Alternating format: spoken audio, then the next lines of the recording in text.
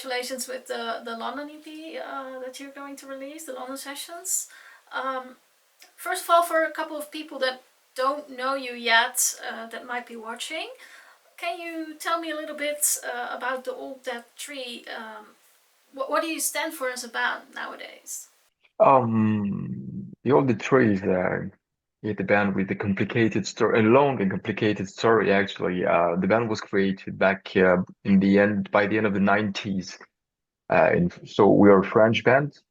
Um, uh, in the very beginning of our history, our drummer and friend committed suicide, and it had a huge impact on the band back in those days because we were all really close friends, and it was the actually this event became the basis of our first album, The Nameless Disease, which was about the depression and the way we had to deal with the death of our friend.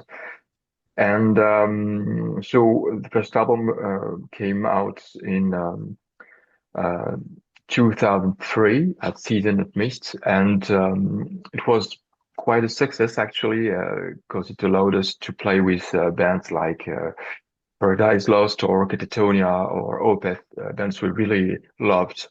And we released three albums in the 2000s. We played Europe with Epica, for example. We played a lot of gigs with them in the Netherlands too. And after three albums, we finally were too exhausted to continue, so we decided to stop the band. But we remained friends actually, and we decided after the COVID crisis, we decided to together for good to try to make some new music. So we released a new album 1 year ago in December 2024. And we also had the chance to be invited to record some songs in Abbey Road studio in London. And that's why we also released this new EP, the London Sessions, actually. Yeah, I was wondering, how did you get to go to Abbey Road? I mean, it's such an iconic place. Yes, we were really lucky. Actually, it's because of our producer, François-Maxime Bouteau, who is a senior lecturer at Abbey Road Institute Paris. And he had this opportunity to bring a band there, and he proposed us to come with him. So we had this incredible luck to be able to enter both the studios where the Beatles and Pink Floyd worked their best albums. So it was amazing. Yeah, definitely. You guys recorded some new material and some old material. What made you to decide for these songs to record there?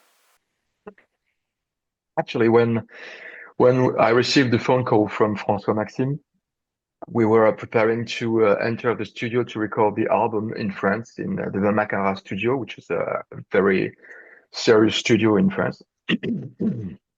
And he called us maybe 4 months before that, and he told us, "Guys, I can't bring you there."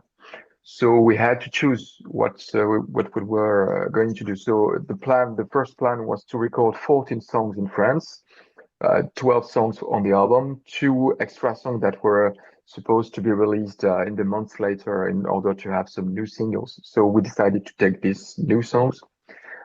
So Feel Alive Again and Time Has Come were composed during the writing of the rest of the album, actually, but we took them as we felt that they were strong. They were songs that was strong enough to be listened to alone, without the full album with them. So they are real singles.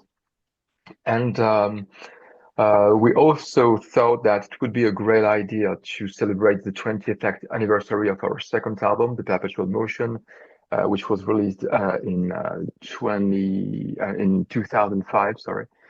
And so we decided to pick two songs from this album and to rearrange them and create real new versions, really different from the first ones. All right, yeah, that makes sense. I was wondering a bit about the opening, feeling alive, feel alive again. with the story you just tell, I can imagine what's behind it. But what kind of sound were you going for with there? Yeah, we François Maxime is he's a lovely guy first, but he's a really talented producer, and he worked with pop music artists in France, very famous ones, but also with metal bands like Behemoth or Dagoba, or including violent ones. So he has a huge, real understanding of what we do and all the influences we have. So we knew that we could do anything with him. But regarding the studio where we were about to work, we also wanted to have a very open sound, something that sounds really large, actually. And the studio two, the very big studio where we shot the video from Feel Alive Again, sounds incredibly good for the drums, for example. It's a very huge room, so the drums really resonates, but without making any I don't know, bad noise. You know, it's a very nice echo. So we knew that we could work on having this huge sound and not a too compressed sound that metal bands usually have. That's the kind of sound we had on the album, which is good also, but it's another approach, another way to make music. So we wanted to have this large sound, a bit rock, even if the we have huge guitars, but it's a bit more rock than the sound we have on the album. Yeah, it reminded me in a slight bit to the British band Keen. Um, I kind of like that. Yeah. Um, if you look at the second song, The Time Has Come, it brings a sort of urgency with it. Can you tell me a little bit about this one? About the lyrics or about the composing, or Whatever you feel like telling. Time Has Come is a song about lying through a mission. It's about the trust, the betrayal, and the complicated relationships between people. And the music reflects that. It's a song that is a bit complex in its structure, with several different riffs, with electro influences, with metal influences also, and it's a bit atmospheric. It's a very rich song, I would say. I don't know, and Yes, this one we composed together with Nicolas Cordelot, which is one of the guitar player. We composed it together, and I really like this one. The By the Way, which was already released before you redid it, this one. I wonder how did you approach to completely redo a song like this, and then specifically in this setting? It's a song that initially this song is the transition song between a concept, a small concept in the album Perpetual Motion that was released in 2005. We had some pieces of the albums that were composed of 4 or 5 songs saying the same story. And by the way, is in the middle of this ensemble, and it was just a transition in the beginning. But we want to develop it and to make it sound more atmospheric, to make it grow more slowly, and to be a bit deeper and to be fulfilled as a song. So it was a huge but very interesting work. We worked a lot with keyboards on this one, for example. And the last one, for what else could we've said? It's a song that we used to play at every show we gave, and we had this habit to play it with a different beginning, with an acoustic beginning. And on stage, it worked really well. So we thought that it would be a great idea to translate that on this recording, and to keep this acoustic, really intimate way to begin with this song. If you look ahead for what this EP sounds like, what can people expect from you from future releases? Oh, we are we have many different influences, and the people who follows the band knows that there's no real rule about what to expect actually. These songs sound a bit more rock than before, but maybe the next ones will be more extreme metal oriented. It changes. It depends on the mood. We are lucky enough because we're not professional musicians, and so we can play whatever we want to play. We don't depend on music to to have food on the table. So that's a very huge comfort, actually. So we don't have much time, but we do the music we want to do. And I think that if you're a metalhead and that you're open-minded, because we are metal bands for sure, but we also love the Beatles, for example, and Pink Floyd and Radiohead. I really like Billie Eilish, for example. You mentioned Kint. I've been seeing there on stage last year.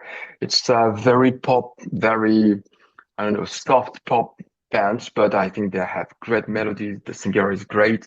So we don't, uh, we we try to keep our mind as open as possible to any influence and make something consistent out of it. That's the main the main challenge actually. It's to mix very, very different things and to have a consistent album and a song that get together while being really different from each other. What do you hope that listeners get out of this London session EP? I mean, as it's definitely something unique. It is. I don't think we will be able to go back there. And recording an EP is very nice because it's a very short moment of time. So you put all your energy, you don't save energy to record anything there. But in the meantime, it's a bit frustrating because you start creating something, you start creating a universe, and you just started and it's already over. So it's 22, 23 minutes. It's a bit frustrating, but sometimes frustration is good. And nowadays we're not used anymore to frustration, so maybe it's a good thing. No space for perfectionism display. No space for perfectionism display. All right. I think from what I've seen from your previous work, always the visual side is always very complimenting to the music. The cover of this release is I had a smile about that. It's really nicely done. How would you view at the relationship between the visual side and the sound of the Doldatry? I think it's the first thing you see generally. It's the thing you see first before listening to the music. If you bought the CD or the LP, if you just put on the YouTube channel of the recording company, you'll see the cover. So the artwork is uh, the entrance door to the universe. So you have to choose it really carefully.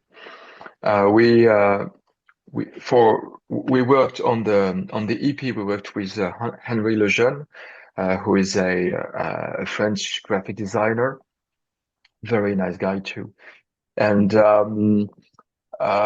we worked with him in the past, so we knew that we could trust him. We just gave him this idea of having the tree growing through the streets of Abbey Road, which is iconic because of the Beatles, of course. Yeah. And he came out with this, with the rain, with the blue colors that remind us immediately of London. And but before we worked with him, so for the album, for the previous album, Second Thoughts, we had huge discussions among each other to try to find an image or a picture, a photograph that could go with the album and that could make everybody happy in the band, and we couldn't find one. So when we asked Henry to propose us things, he asked for the lyrics, he asked for the general mood, and he asked for some artwork we like. And the guy is really gifted because the first idea he came with, came out with was the right one, and so we just had to orient some parts of it in order to make it perfect. But it's very nice to work with people that comes with their own idea and understand what you're looking for. Sometimes you cannot say from yourself, you cannot say yourself what you're missing, and it's another artist that comes with it. Yes, I think you're right about that. And I personally really like when there's some extra attention into that, whereas some others just go for AI nowadays. Yeah, it's a bit problematic because as we're not a professional band, we don't have a lot of money to make everything we want to Mm, do, and sometimes you feel just tempted to use AA to create things to have the sounds you're looking for to have. yeah. But there is something definitely wrong, and I don't know if the world would be able to resist this the easy part of getting everything you need, everything you want, just doing this. I'm not sure. Human being is too sloppy. We have to not do anything and have everything. All right. We already talked a little bit of what might be up next, and obviously gonna be something different next. What is coming next after? Are you going to tour or are you working on some new releases first? Actually, we started composing the next album, and we played a few gigs with a band called Clone. I don't know if you do know them. It's a progressive band from France too. And we will play some gigs together with High Parasites, the Okay. band of Aaron Sainthorpe from My Danny Bright on March, and we expect as the video from Feed Alive Again works really well. We passed 750,000 views on YouTube, so maybe we will have some more gigs to come in the spring and maybe some festival this summer. But we would like to be able to keep composing and preparing for the shows. It would be really All nice. right. Sounds great. One last question that I ask everyone on this series: do you have a Christmas wish or some wisdom that you want to share with the world? I would like to say peace on earth, but I think it's a struggle that is already lost. No, no, maybe a break from this anxiety that is growing up everywhere. It's you know, I this world as I know it has always been a bit scary, but it's getting really scarier. So yeah, maybe just a break, just everybody cool down. It would be okay. That are some really nice words. Thank you very much for your time. And yeah, I hope that we get to meet on the road somewhere. Yeah, it would be really nice. Where are you from? The Netherlands or Belgium? Yeah, I'm from the Netherlands, but I live near the German border. I'm kind of traveling everywhere. Okay. So we toured a lot in the Netherlands back in the 2000s, and I would love to come back there. All right. Well, maybe we'll see. Tot ziens. All right.